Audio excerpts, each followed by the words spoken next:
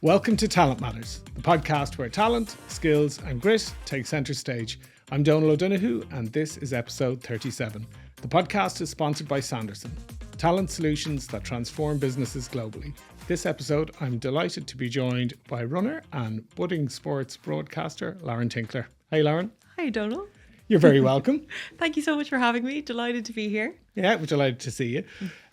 As we always like to do, we've got to start off back in the early days to figure out the path that you've landed on. So tell us a little bit about yourself and life growing up. Well, as I was telling you before this, I've definitely travelled quite a bit. So I suppose that's definitely taken me to where I am today, the different experiences and people I've met along the way. So yeah, I'm living in Kildare. I'm back home now, but I've travelled abroad in the past few years, just back from the States. So I was on sports scholarship there at the University of South Alabama. So it was a very cool experience. Definitely wouldn't change it for the world, and definitely gave me lots of cool opportunities that I've taken home with me as well, especially with my running and broadcast career that I'm starting out with. So yeah, lots of different experiences have brought me here today, I suppose. Yeah. Well, take us back. So whereabouts did you grow up? Straffin area around Kill in Kildare. Mm-hmm. Yeah. Lovely. And what was school like for you? What kind of student were you? I think organised, and yeah, I've just kind of put my best foot forward, I suppose, with everything that I do. I try to do that. So I suppose, yeah, put the head down, and especially even with leaving cert, I wanted to go to DCU. That was my dream, to go there and get a running scholarship. So I knew points were needed to get in there. So yeah, put the head down, and I suppose running has always given me that focus as well, and the drive and dedication. And what kind of subjects did you gravitate towards when you were studying? In secondary school, I did art, was like my kind of go-to good outlet as well from the regular studies that you do. So yeah, I loved art and geography. I really loved English as well. They were my top three, I think. And tell us about your early interests in outside activities, sports. What were you into?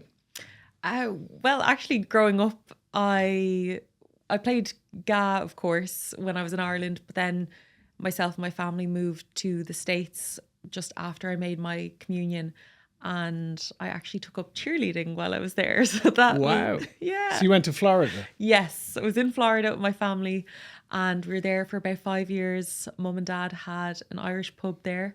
So yeah, which was an amazing childhood, living on the doorstep of Disney World, and it's very cool. And like I was saying with cheerleading, it's definitely very cool to jump into that. Very different to like my childhood that I had right before when I was in Ireland. So, yeah. What was that like culturally as a child, adjusting from Kildare to Florida? We had gone on holidays there quite a bit. Every summer we'd go over. So I suppose I was years kind of adjusting to it, and it kind of became just quite normal because from an early age going over and seeing it there, and we made friends every time that we'd go over. So, my mum had lots of friends there that we'd always go back to visit. So yeah, I suppose I just became accustomed to the culture. But now, as I'm older, I do see what a big difference in culture that it is. But it was amazing. And the way that the Americans do things, it's quite different to here. I think that's definitely given me a good perspective on things, and a way of, I don't know, just has changed me as well, and my personality. And I think I've had a lot of benefits from their culture, I think. So from the GAA to cheerleading, how did you end up as a runner? Yeah, then after the States, we came home, and I actually moved again with my family to Spain. And over in Spain, I suppose the weather was amazing, and we were in the south of Spain in Marbella, so it's very mountainous. And yeah. Very nice. And one day I just randomly took a notion to go running. I would run up the same route of a hill every single day. And yeah, that's kind of how the running started. So I did that for a year basically. And while we were living there, and it was during my TY year, so trying to pick up the Spanish language, which didn't exactly stick. But then when I came back, I was back into secondary school, back in 5th year. So then once my geography teacher heard that I could run, he threw me into a race in Santry. You know, the usual kind of story. Everybody goes out for a day off school. And yeah, I really enjoyed the racing aspect of running, where I had already just enjoyed running in general. And yeah, I suppose my competitiveness came out and I was enjoying it. I was winning a lot of the races, so I think that helped as well. And when you were in Spain, was it literally just yourself and a stopwatch, or did you join a club, or? No, nothing, just me. It was so basic. I didn't even have like a running watch. I think I had the Nike app on my phone, and I would just go out and not even time it at all. Like, it was just really basic. Yeah. And then tell me about joining the club and actually formalizing it. Yeah, so then again, it was my geography teacher in school. He encouraged me then to join a club and I suppose, work on the skill side of running and just to really see how far I could take it. He was the one who actually put into my head the idea of applying for a scholarship to DCU. So yeah, then I suppose I gained like goals, and I was really driven then to achieve something with running or see how far I could go.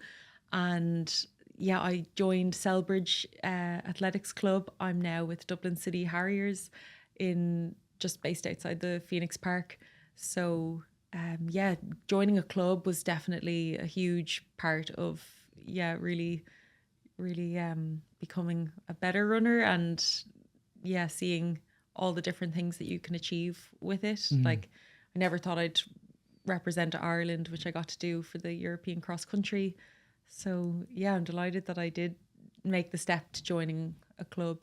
And how significant was that impact? You know, when you think about your early days, it was down to your own talent and your own, I suppose, predisposition. And then when you put actual formal training and structure and different skills and techniques into place, how much of an impact did that have? Yeah, no, it's a good point. Like, it's amazing sometimes. We do then become so like preoccupied with the achieving goals and running certain times. Whereas when I first started, it was just really just the raw love of sport and of running. But I've enjoyed now to really have a focus on it and have goals in place, and it does get you out the door even more, I suppose. But it is nice to think back to how basic it was when I first started. And for anyone that's listening that might have an aspiration for a sports scholarship, what was involved in attaining that? Yeah, well, I was very lucky. Enda Fitzpatrick, who's my coach, he was over the athletics in Dublin City University. So he was kind of the guy who would decide who got the scholarships. I got the opportunity to meet him in my secondary school. He was actually out to see a different athlete in my school, but so I just got lucky that I actually got to chat to him while he was there. And yeah, I just told him how interested I was in coming to the university, and he just told me, you know, put the head down, and I needed to finish high up in certain races throughout the year. So there was like a cross country race where all the secondary schools around Dublin would compete, and he kind of told me, if you win this, you know, it'll look good and, you know, it'll help my case to getting a scholarship. So I won that race, and yeah, it just kind of secured my place, I suppose, in getting a scholarship. So I suppose if there's people looking to try get scholarships, I hope it's similar. I think it would be a similar way, you know, but yeah, just running fast times, I suppose, maybe being competitive in the country, you know, being one of the more competitive athletes. It's it can be tough because, you know, times, you know, there's no hiding behind it. If you haven't run the time, it's probably hard to make a case, but beyond all of that, I think it's just having belief in yourself. Like, I kind of technically shouldn't be a runner. Like, I didn't have the standard growing up running. You know, I took it up at around 16. So It's late enough coming to it, isn't it? yeah, absolutely. So I think, yeah, if there's anything to take from my story is to just, if you have a goal, just keep pushing on for it and believe in yourself. And how did you visualize your life in terms of career goals? Because there seem to be a couple of key themes that run through everything in terms of your interests. So what did you think when you were in secondary school? What did you think you were going to be when you grew up? Yeah, well, I've always been hugely interested in media and TV. I was always just mesmerized by like the whole glamour of it all. I always thought I'd end up maybe in news broadcast, but once I found the love for sport, and which I always have had, but then especially in the States, my eyes were open to like sports broadcasting.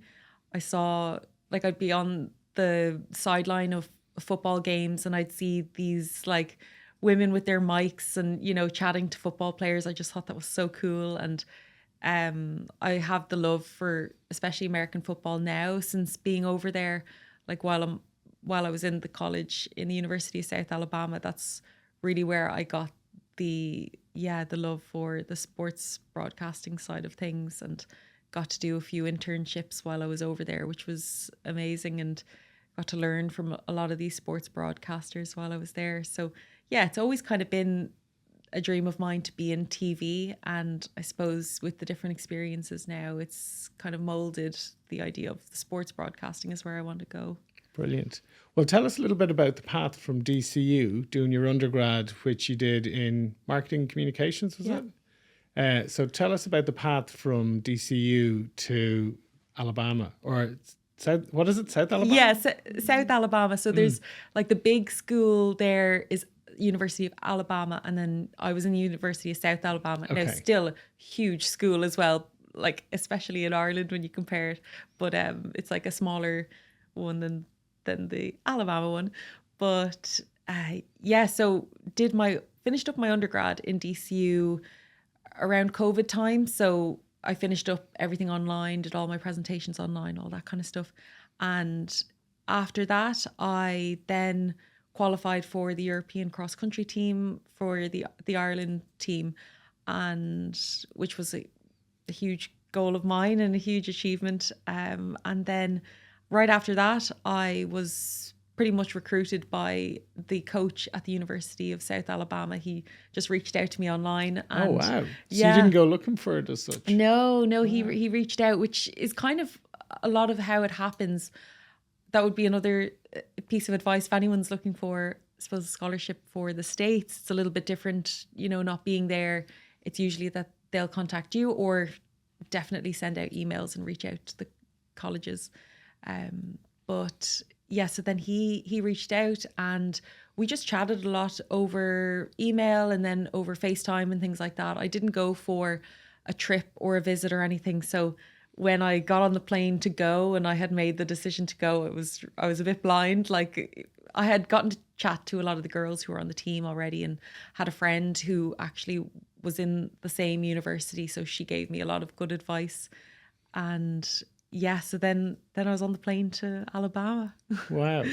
And I suppose the fact you lived in the States for a few years, there's probably a familiarity, but quite a difference, I would guess, between Yes. Florida and Alabama.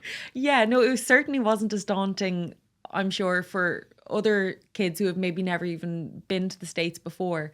I kind of knew what I was in for. And yeah, Florida is down south as well, but there would be, I think, a little bit of culture differences between Florida and Alabama. But no, Alabama was amazing, and it was definitely, for football especially, it gave me such a cool experience to see it all. And how would you compare the training regime in the university there compared to what you were used to over here? Well, the facilities are probably the biggest thing. Each university has its own track, whereas here in Ireland, like in DCU, we had to travel. I mean, it's only to Santry, but you go somewhere else for a track.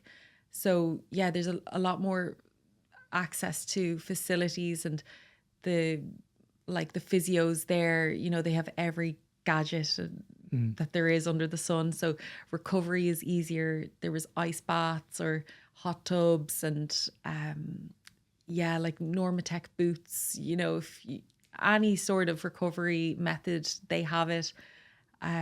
There was also just, I suppose, such an emphasis on sport over there that you really can prioritize your training. Whereas maybe over here, it's a little bit harder to find that balance, or well, I found it a little bit harder to balance the academics and the training side of things. Whereas there, it's like training nearly comes first. Yeah, I always get the impression that the academics is kind of like, as long as you're performing, don't worry about that. Is that the case? Yeah, well, you still do have to meet certain requirements. You have to pass all your exams or you won't be able to compete and things like that. But I don't know, it did seem a little bit more relaxed, or maybe because I was doing a master's then in the States, maybe there was that little bit more flexibility and you're kind of independently working and there's less classes. So it actually did really suit me. I had evening classes for the master's, so I could get my training all done during the day. Even the setup of the day, your days are really structured quite well over there. The coach would be quite hands-on with each and every day, and there's check-ins. We meet as a team every single morning at like 6 a.m. We'd have to get the run done, especially in Alabama, to beat the humidity. We'd need to have everything done probably before 8 a.m. before the intense heat comes in. And after 2 years there, did you think about staying on, or what was the decision like around that, about whether to come home, whether to stay on? Yeah, that's something that I found really difficult at the end, and it took me a long time to decide to come home. By the end of it, it kind of just came down to really homesickness, which I didn't think I'd get. But yeah, I was just missing family at that stage. And but I just saw how many opportunities are out there. So I could have stayed and changed from a student visa to then a working visa. And there were definitely some job opportunities that I had to turn down. And it was super difficult to make that decision. But looking back, I'm glad I did, because I've had so many opportunities now since coming home. And I suppose the States is always there. I could always, try to go back. And I'm glad I've come home and seen family again and all of that. So it's been a nice reset to come home. But yeah, I would never say never to maybe going back there someday. And you seem to have been pretty busy since you came back. So tell us a little bit about how you're sharing your time between training and building this broadcast career. Yeah, it's been all go, but it's been amazing. Like, I've had so much fun, and I really didn't expect everything to come like the way that it did. Like, I'm a huge believer in the timing of things, and I feel like I'm reassured that I've made the right decision to come home because of the opportunities I've been given. But so like, I am working full time with a company called Her Sport. So we've been covering all the women in sports. So it's been a great time. The best year you could ever have picked to get into this space, isn't it? Yeah, very true, especially with the Olympics that we've had. And so like, the Irish female athletes are doing incredible things. I got to chat with Rashida Adeleke recently, so it's been super cool to cover that at the moment. So yeah, I suppose the opportunities have just landed on my lap, like, thank God, since all of the success that Irish females have had recently. Yeah, it's been an amazing year for sport in general, but what an Olympics. Yeah. And tell us about your own training. Yeah, well, I've actually unfortunately picked up an injury recently. So I would have been training specifically for the cross-country trials to be on the Ireland team for the European cross-country, but unfortunately had to pack that in when this injury came about. So it's been a few weeks now. My shin was bothering me.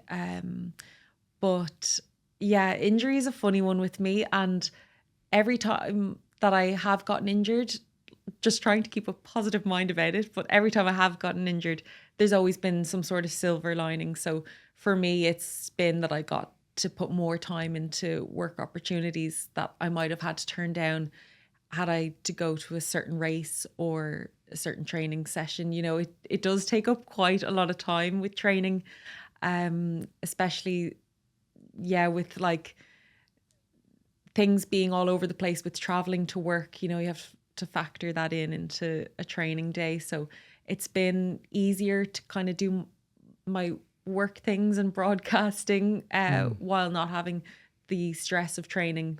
It's super upsetting to have to reduce my training. But And how long do you think you're going to be out for now?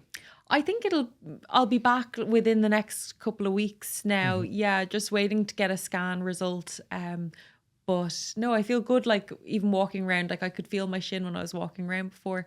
So now I think we're definitely on the mend, hopefully. Yeah, because that's one of the themes and one of the challenges, I think, with managing injuries is that period of time when you're out, the world moves on, you know, and there's always somebody ready to step into that space, and managing mindset around recovery and getting back into a competitive mindset, even if it's only for a number of weeks or a couple of months, can be really challenging. So how do you manage that piece? Yeah, no, it's so true. And it happened to me over in the States as well. I had a stress fracture reaction kind of in my shin. And again, it was that moment that I got that injury that I had my breakthrough with like broadcasting and things, or I suppose not so much a breakthrough, but maybe just like more of a focus shift onto that. And I had lots of different opportunities come about when that injury happened that I wouldn't have had I still been, you know, racing with the college for that period of time. It was like I can't imagine how I would have gotten into it had that injury not happened. Like it just kind of wouldn't have fit into, I suppose, my schedule nearly. So yeah, it's always a challenge when you're faced with an injury, especially as an athlete. You know, you can tie your identity to your sport, which has been a huge thing for me to try to nearly not be so attached to the athletic identity, even though like I always will be a runner, and like I absolutely adore running and want to do it for as long as I can. But it's nice to have another side to Lauren that, you know, you don't have to just be the runner. Like there's so much more to me. So I'm glad I've been faced with that and had to learn these things. Yeah, that idea of the dual focus is really healthy, I think. So what are you looking forward to in 2025? Injuries and, you know, good health permitting. Well, I'd love to give the cross country another go. Hopefully next year I'll actually be on the start line for that European trial race. So yeah, that would be amazing. So it's always my goal every year is to make that team, and then hopefully see where broadcasting might take me. Hopefully I can get some more experience under my belt, because I think that's what it's all about. You know, it's getting the reps in and the practice and all that kind of stuff. So see where that can take me as well in 2025. Sounds good. Well, we look forward to it. Where can people find you if they'd like to follow you and follow your work? Yeah, well, Instagram is where I post a lot of my things. So that's Lauren_Tinkler, and LinkedIn, I suppose, Lauren Tinkler on there as well. Brilliant. Well, we will add both of those to the show notes, Lauren, and thank you so much for coming in, sharing your story. And if you've enjoyed the podcast, you can subscribe to our YouTube. You can follow our Instagram. They're both at talentmatters_podcast. Thanks again, Lauren, for coming in. And of course, thanks to our sponsors, Sanderson. And we'll see you next time.